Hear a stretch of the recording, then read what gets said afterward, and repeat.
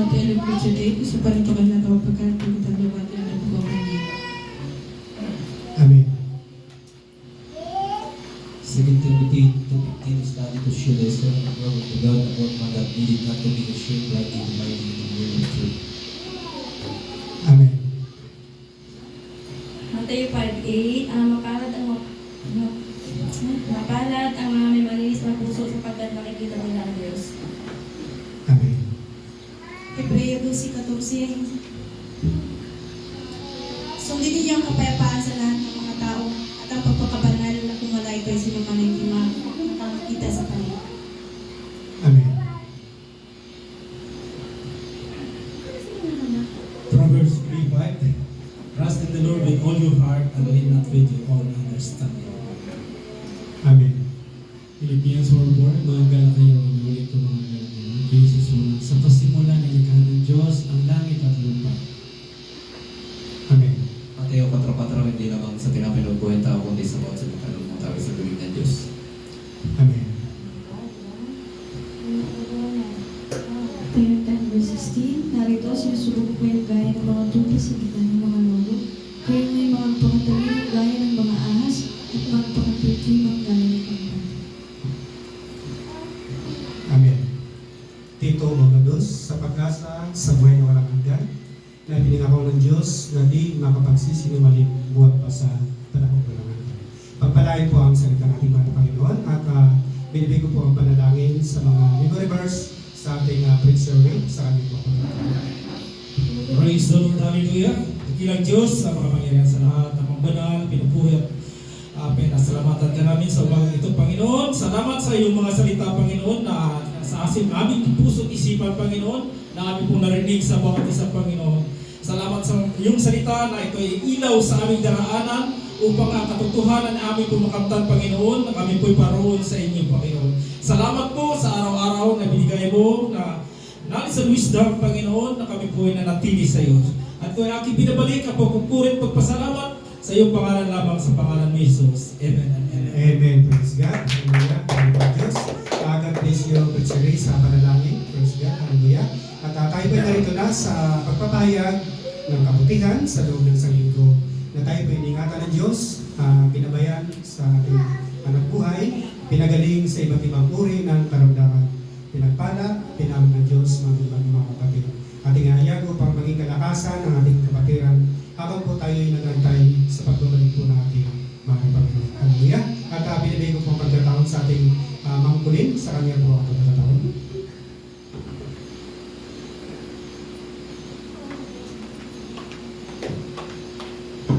Amen. Mabuti ang Diyos, mga kapatid. Amen. God is good. All the time. Amen. Awitan natin natin.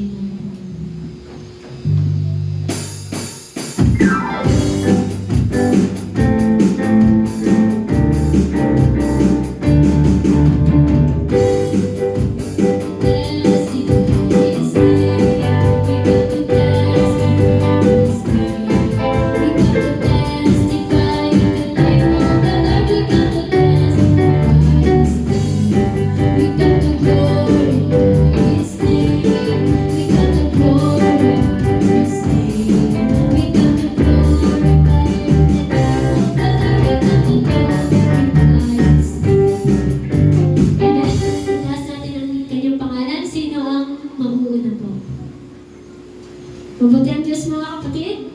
Amen.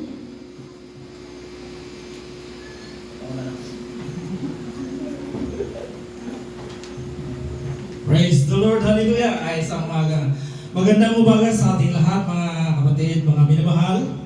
At isang maluwalhating pagbati sa ating Panginoong Jesucristo at higit sa lahat sa Kanya ang kabuhian. Sa ating Pastor Monsignor at sa Pastor Arnel at sa lahat ng mga kapatiran na nandito ngayon, isang mapagpalang umaga sa ating lahat.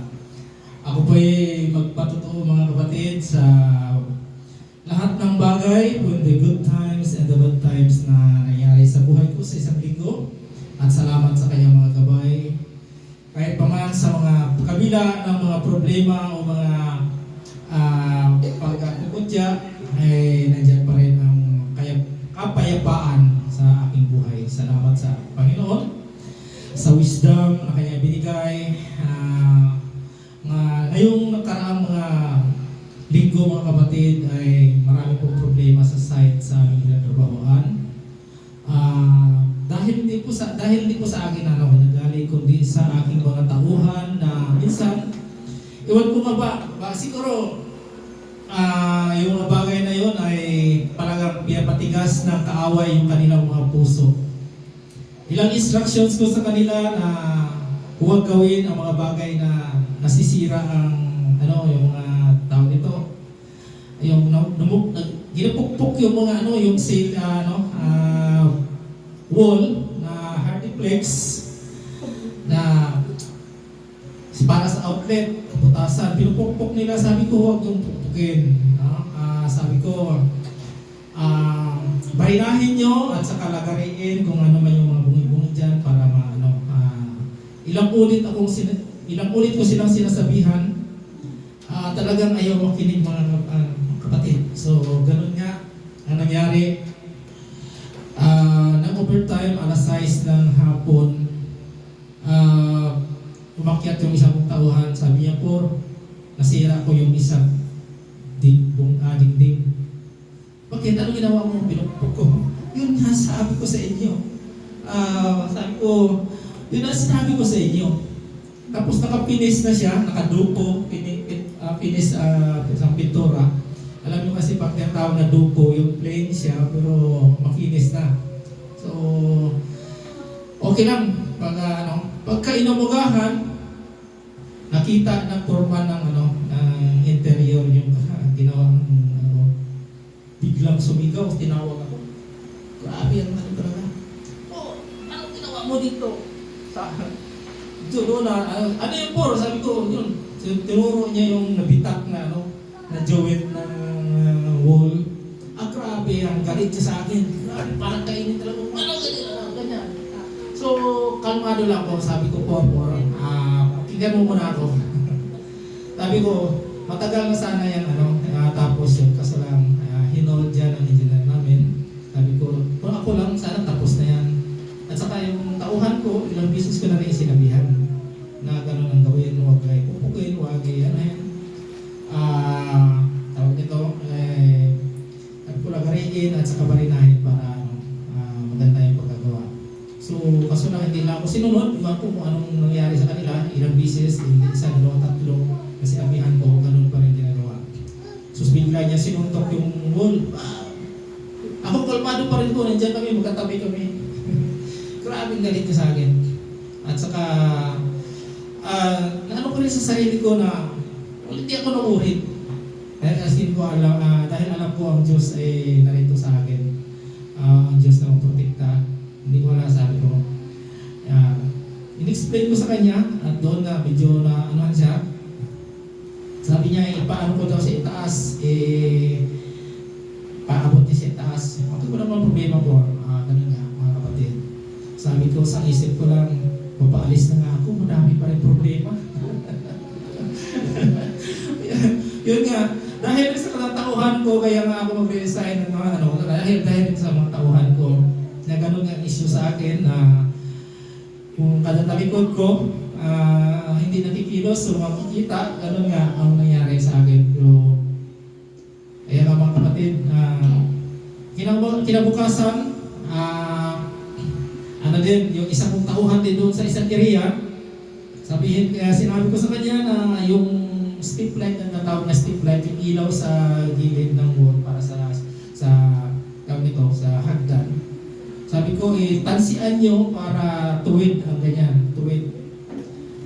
Parang di pa rin ako sinusunod. Ginasukat-sukat niya, so ang lumabas, ganyan yung mga ilaw. Umikis-ikis. Sabi ko parang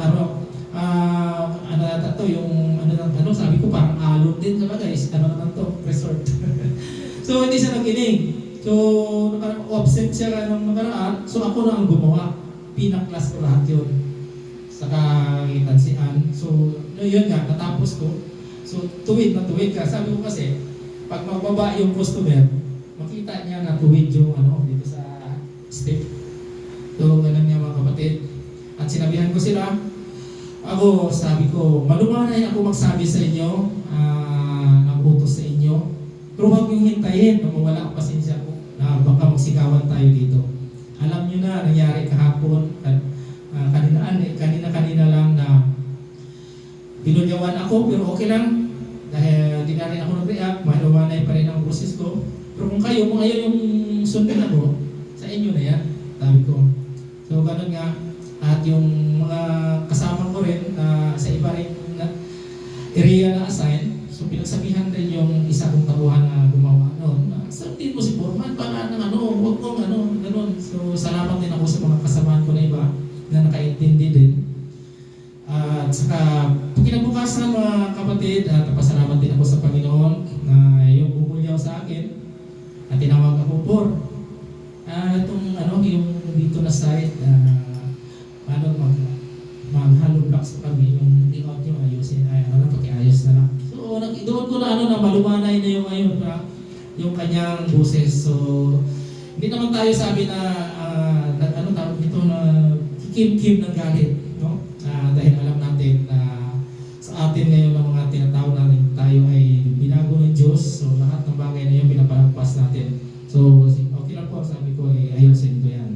So, ganun nga, kahit na yung kaming supervisor sa tawag nito consultant interior, ganun lang. Malumanay na rin ang mga sinasabi sa akin. Dati, issue ng issue, minsan binubulyawan ka, ganun nga mga kapatid. So, salamat sa Panginoon, sa kapayapaan na kahit naman na mga problema dumarating, nasabi ko, papaalis na ako, dami kong problema. So, at kahapon mga kapatid, habang nagpipray ako, dumating yung GM namin, GM ni Ma'am Pauline sa Delen, si Ma'am Edis, yung Ma'am Beatrice, Amerikana ba yun siya? Hindi. Anong tribe nun? Dumating siya doon sa aming toolbox. Time na, rin ako, na ako rin ang nagpipray sa lahat, sa paratan. Nung nag-pray ako, natapos ng pray, sinabihan niyo yung engineer, sino yan? Who is that? Sabi naman ng engineer nung yung Scotland, he's a pastor. Yeah, good. So kaya nga sabi ko, it's okay, sabi ko, at least na-appreciate nila yung ako palagi nag-opening prayer sa site. So sabi ng mga iba dyan, Paul, kung alis ka na, paano na kami? Sabi ko, wala naman, marami namang inilaan ng Panginoon para sa atin, sa inyo mag-pray about sa inyong mga tawag nito, yung kaligtasan ninyo. Kasi sabi ko, everyday nasabi ko na kung saan man sa mababa o mataas na aming pinatrabahoan, protect them or God, sabi ko, with your angels, ang mga piniling anghel na magprotekta sa bawat isa. So, ganun yung palagi ang inaano sa site. So, sa awa ng Diyos, walang mga sakunang nangyayari, pauwi at palabas ng, papasok ng site, kami po napasalamat na nakarating ng matiwasay, ganun nga mga kapatid ang ginagawa ko doon. So, sabi nila, mamimiss ka namin po. Wala namang pipray. So, sabi ko, okay lang, meron namang inilaan ng Panginoon na hindi naman ako marami dyan na mag-pray. So, ganun nga mga kapatid. At least ang mga worries ko na minsan parang may time na magising ako ng madaling araw. So, siguro kaya mag-pray ako kahit minsan di na siguro ako makaamin, matulog ulit ako. At least nakapray ako, sabi ko. So, ganun nga mga kapatid. Minsan nakakamiss din. Kahit na binubulyawan ka, nakakamiss din. So, salamat sa Panginoon. Kahit gano'n pa man ang mangyayari sa site, salamat sa kapayapaan na binibigay niya. Sa mga kasamahan ko rin, sabi niya, sana po, may extend, hindi ka na maalis dito. Sabi ko, wala na, naka-time na yan siya. Dahil yun yung time schedule natin. So, sa May 22, last day ko of duty. So, maybe June pa ako uuwi. Maisikasihin pa ako dito.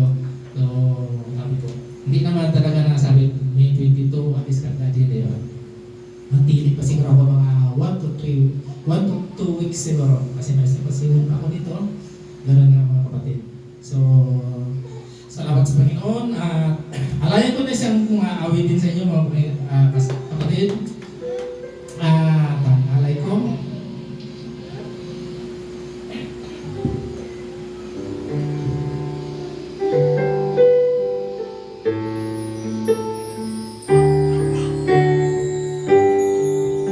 Salamat sa iyo, aking Panginoon Jesus.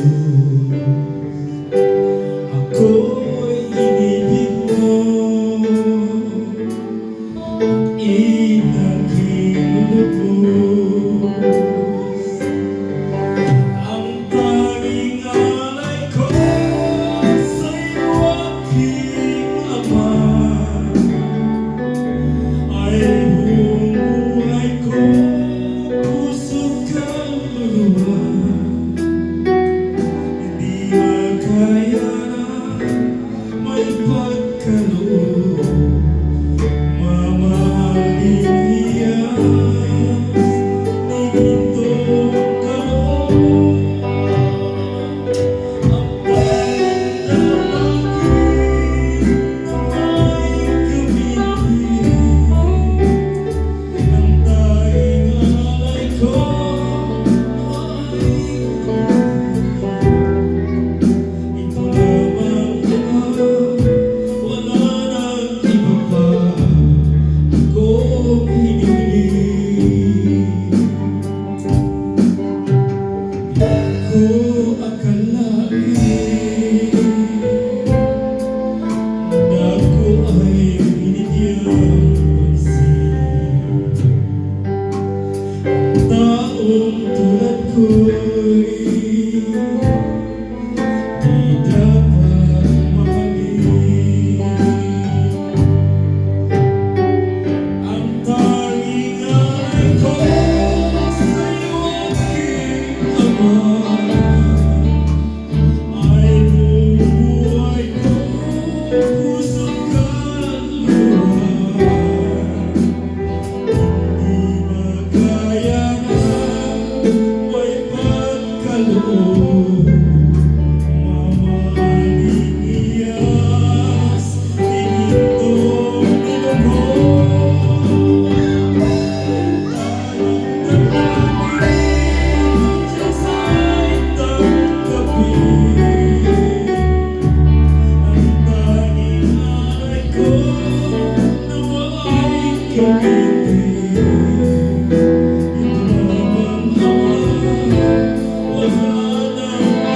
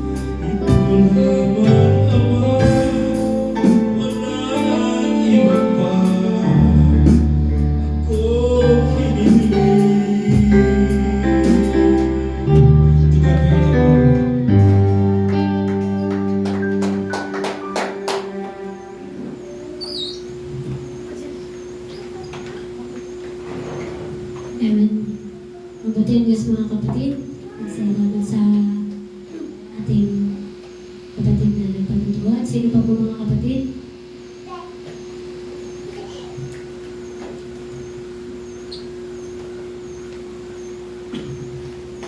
Isang pinagpalang araw po sa inyo mga kapatid. Kadating sa ating mahal na Panginoon. Nais ko lang po pasalamat sa kabutihan ng Diyos sa buhay ko. Sa buhay namin na yung sa pag-provide niya ng mga pangangailangan namin, yung sa kabila nung yung si Papa ngayon hindi na makapagtrabaho din nga sa kalagayan niya, pero nandiyan pa rin yung Panginoon na nagpo-provide. Share ko lang din sa inyo mga kapatid kasi nakaraan nga nag-try ako magtrabaho dito.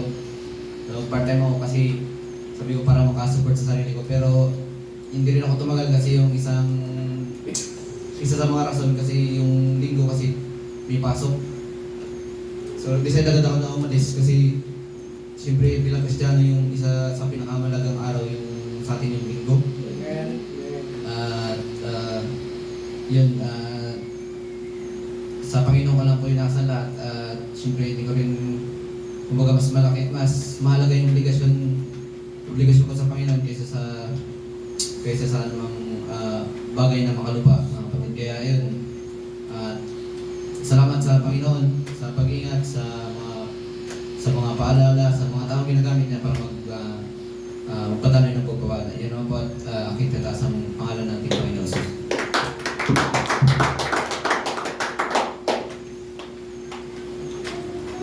Amen. Napakabuti ng ating mahal na Panginoon mga kapatid. Hindi na tayo iiwan sa anumang pagsubok na kinaharap natin. Higit sa pinansyal at pisikal na pangangailangan, nandyan lagi ang ating mahal na Panginoon. At sino ba po mga kapatid?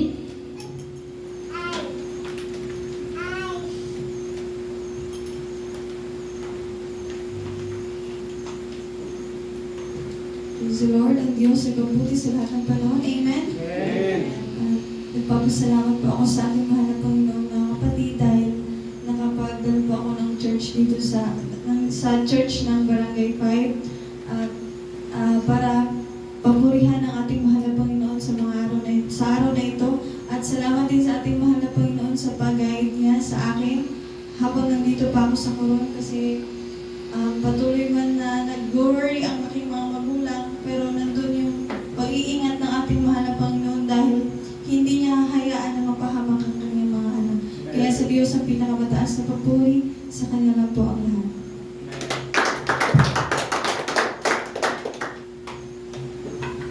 Amen. Ayan, mabuti naman na nandito ka kapatid at sana manatili ka na dito.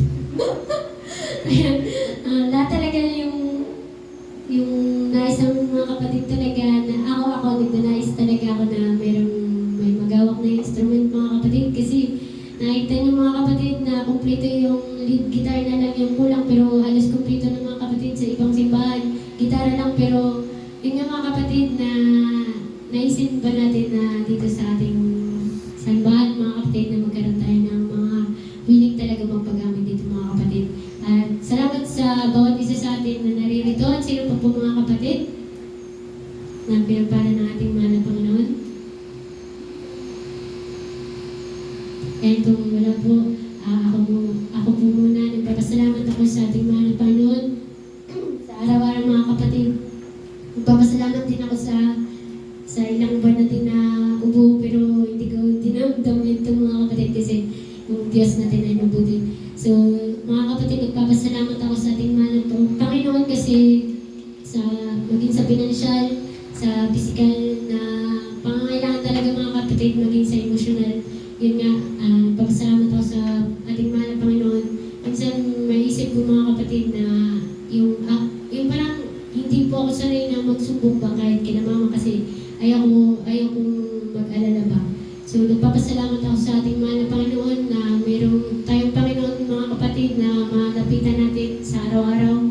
Ano man yung yung sa totoo lang mga kapatid, parang nasanay na din ako na parang ako lang mag-isa ba kahit na may pagkatiwalaan naman ng mga tao pero yung nasanay ba na mag-isa na parang kahit na yun nga, tayo po naman mga ganun yung mga nararanasan niya iba-ibang nararanasan din ba natin mga kapatid sa bawat isa sa atin? Din may mga sitwasyon ba na minsan na hindi ba parang gusto ko rin magsumbong pa pero kahit na may ano ko, yung alam naman na lahat na kahit may boyfriend o may ating may ano ba, may mama, pero yung mas nakakagaan talaga ng kalooban ba pag sa Panginoon natin sinasabi ba, hindi natin, parang hindi ka kasi hindi sa walang tiwala, pero yung kapalagayan ba ng loob. Nagpapasalamat ako sa ating mahal na Panginoon kasi simula pa lang sa dati ba na malayo kasi yung agad nila kuya ba, parang hindi ko din sila mapagsabihan ba. Parang nasanay na din at yun nga, sa bawat pagsubok ba na dumadaan yung parang doon ako pinatibay ng Panginoon ba na laging sa Kanya lang tayo magtitiwala ba mga kapatid. At yun nga, nagpapasalamat ako sa Panginoon dahil hindi niya ako pinabayaan mga kapatid na alam ng lahat na minsan ba sa financial baka iniisip ng iba ba na ganun lang kasi may trabaho ba mga kapatid. Pero minsan mga kapatid, na-struggle din ako mga kapatid sa mga nangyari ba. So salamat sa ating mga Panginoon at nariyan siya at gusto ko siyang mandugan ng isang awitin.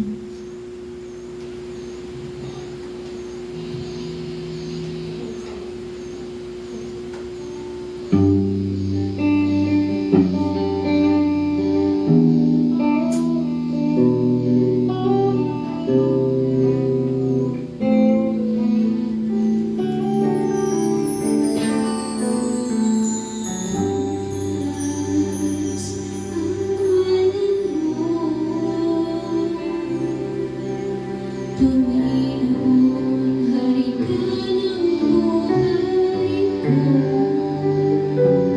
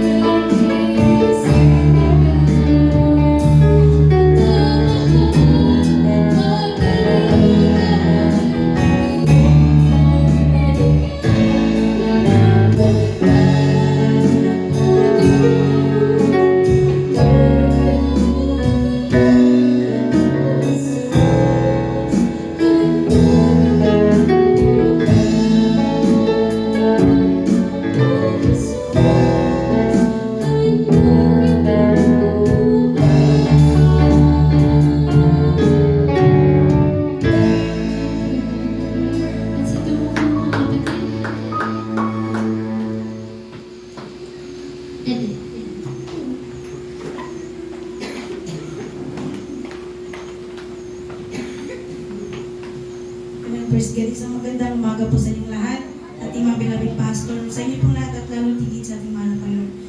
Ako na po ay lubos na nagpapasalamat dahil muli nakadalo po ko ng panambahan dito dahil hindi po kami nakauwi sa isla.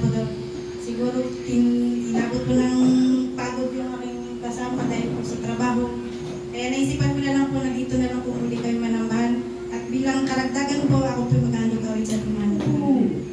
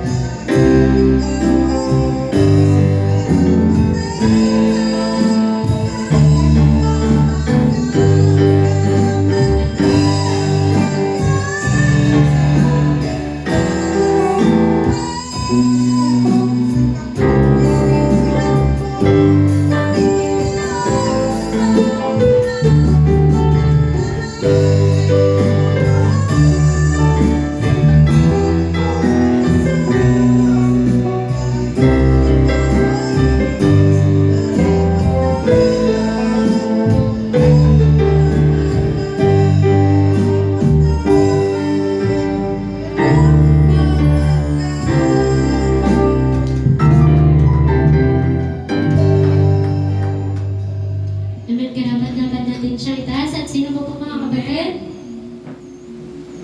Kahit kung wala na po, binibalik ko na po sa ating Diyos.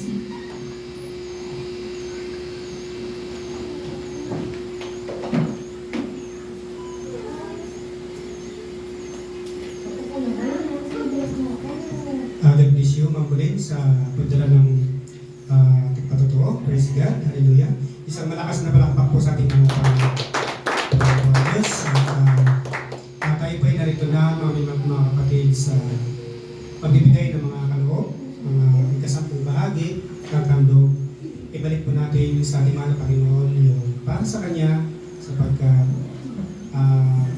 mayroon pong pinangako ang Diyos na pag tayo po ay tapat sa Kanya, iingatan po niya tayo. Ibibili niya po tayo sa Kanyang mga banal anghel upang tayo po ay ingatan sa ating mga hanap buhay. Mga minman po mga kapatid. Hallelujah. Habang po maawit ang ating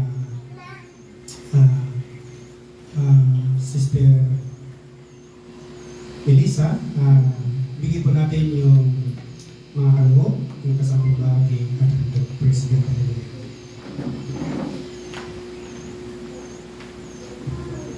Amen. Praise God. Malaya po tayong magbigay sa ating mahal na Panginoon na nakatayo na amin.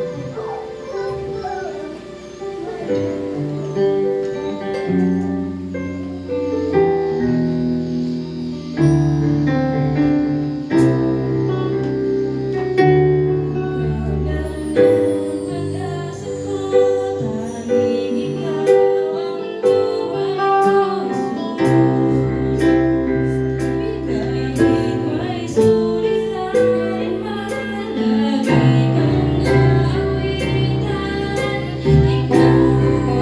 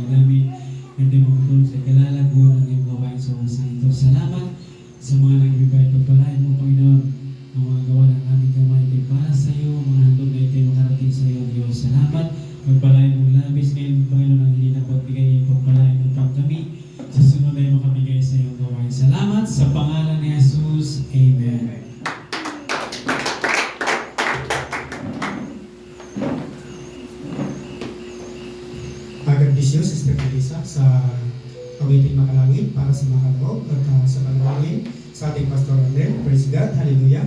At tayo po ay narito na sa pinakamalagang bagay. Pakikinig po ng salita natin pinakamahal na Panginoon. Handa na ba tayo makinig ng salita ng Diyos? Amen. Mahal na Panginoon. Ngunit bago yun, tayo makarinig ng isang makalangit na awitin. Binibig ko po sa ating mga kananayan sa kanila po.